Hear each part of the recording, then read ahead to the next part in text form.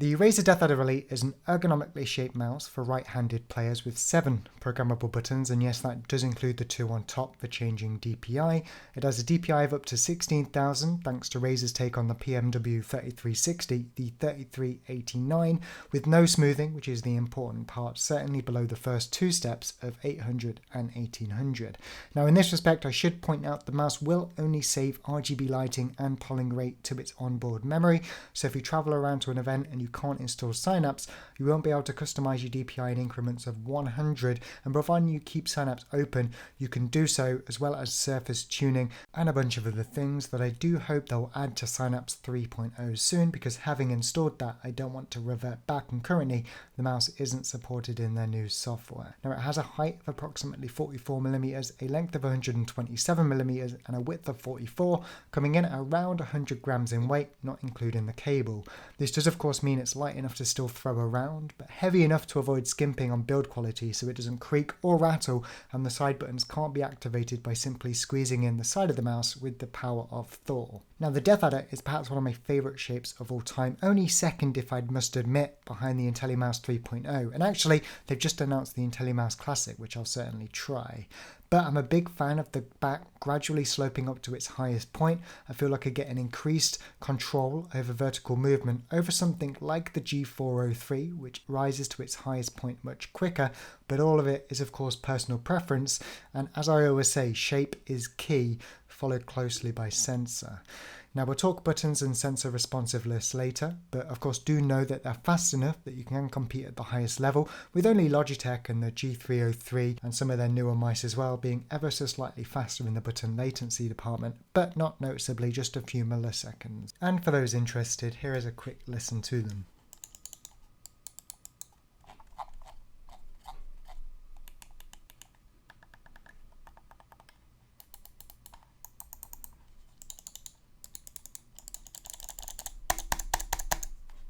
In all though, the build quality of the DeathAdder Elite is excellent, and certainly here on the Destiny 2 Edition too, but I should note that this is not my first Elite version. The rubber side grips are prone to falling off, and despite super gluing them back on, second time around they did seem to expand a little. I wouldn't say the rubber, more silicone based, and if you're not careful then you might damage them, and Razer do not sell replacements, so be sure to hold on your warranty, because unfortunately, buying in store myself, I lost mine, and I figured we'd review the Destiny 2 Edition instead. But inevitably what I'm trying to say is this isn't just a week-long review, it's several months in the making, and considering there's already plenty of reviews on YouTube, let's quickly jump into button responsiveness, sensor performance, and my thoughts on the Razer DeathAdder Elite, and potentially where I'd like to see it go in future.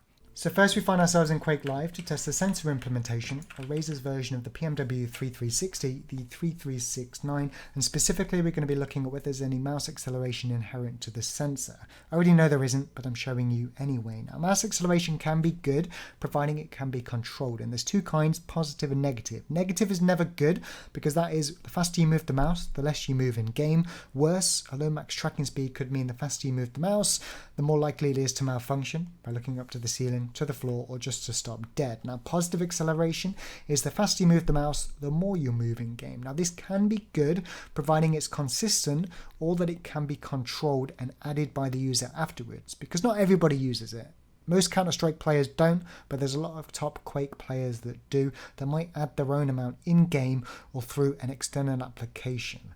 But what we're going to do is align our crosshair up with the edge of the wall here, and we're going to move it both slow and quickly until it hits the edge of our mouse pad and stops tracking. And in theory, we should end up at the same spot. So firstly, moving slowly, you can see we end up just past the wall here. And again, this time moving quickly, you can see we end up just shy of the wall. But again, you've got to take into account some small degree of human error, because even though at times I like to think I'm a machine, I'm not always. And as you can see then, the same spot. So perfect implementation of the sensor, no complaints whatsoever, and again just one of the many reasons I've been using a variant of the DeathAdder Elite for months now. But we're going to jump into Shootmania now to have a look at the button debounce tests. So right about now I predict you're asking yourselves, why the hell is MVC in Shootmania? Well actually it provides an effective tool to test the button debounce time in a real world scenario. In other words, the ability to rocket jump at full height if you use mouse 1 to fire and mouse 2 to jump, or in Shoot Mania, where there's something called variable jumping, where if I press and hold it just a little bit, I do a full height, and if I just tap mouse 2, I do a small height. If I press them both together, in theory, I should be able to go immediately into sprinting on the ground, which is obviously used to go around corners and gain ground on your opponent if people still played this game. So if I tap it like this, as you can see, I'll go straight into sprint. Obviously, I'm going down a hill there. But in other words, the buttons are quick enough to allow you to do this. And if this game is still played, this would be a great mouse to compete on. And moving into Quake Live, of course, you are able to do full height rocket jumps, whether that's from the lower yellow armor on Blood Run, rocket jumping up to the shotgun corridor over toward red armor, or if you're playing Quake Champions, the new title from id Software, developed on Saber Tech and pushed by Bethesda, you're again going to be able to do full height and perfect rocket jumps in that game. And again, even looking to other games, you're not going to have any issues with the debounce time, because quite frankly, it's a great implementation by Razer here on the DeathAdder Elite. So moving into gaming on the DeathAdder Elite, you already know I've had and used a variant of this mouse for God knows how many months now. I mean, if you hop onto my Twitch stream and look at any of the VODs going back a year, you'll see I'm using a variant of this mouse. I absolutely love it. It's super comfortable. The sensor is snappy and responsive, as are the buttons as well. It's not going to malfunction no matter what speed that you swipe it. And you're going to have no problems tracking enemies in Quake Champions or hitting people popping out from corners in Counter-Strike Global Offensive.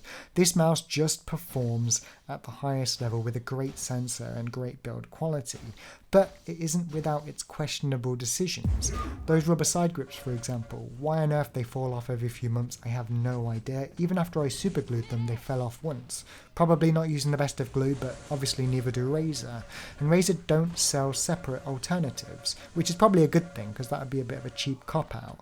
But it does mean you need to hold on to your receipt, so if you run into the issue, you can get it replaced. Because unlike me, you don't want to be spending £80 to replace the mouse, because it's expensive. But if you're prepared to pay that amount of money, you're going to get a mouse that you can perform at the highest level with.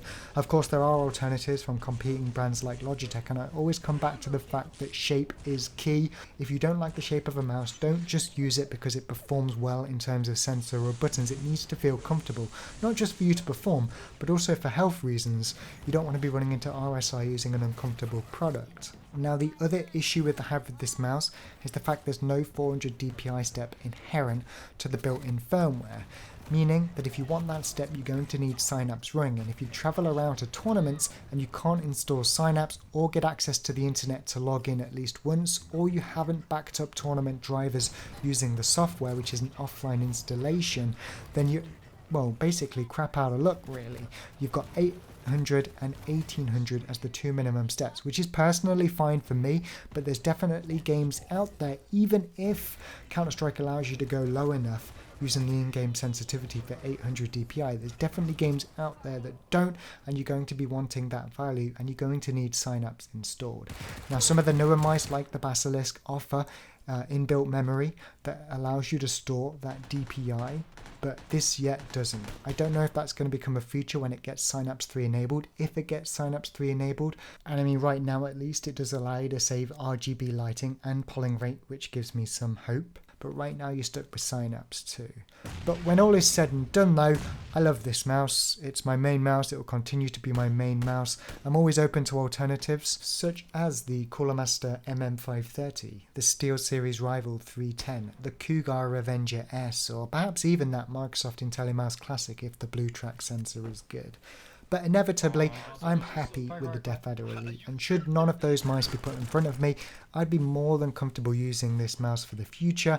I would like to see in the next revision those onboard memory issues addressed, potentially move the DPI buttons to the left of mouse 1 like on the G502 from Logitech. But if anything, I'd just like to see Razer not go backwards like they did from the 3.5G to the 2013, removing the DPI buttons, and considering the Basilisk adding on that true onboard memory and potentially the DPI clutch on the left side also being a benefit to that mouse and the different sizes it offers, I think it's a positive note for Razer, and we've got some good things to look forward to in the future. So if you've enjoyed the video, give it a thumbs up. If you have any questions or comments, either leave them below or head on to my stream. I broadcast every day at twitch.tv/justmvc, and have a wonderful day. I'll catch you next time. Take care.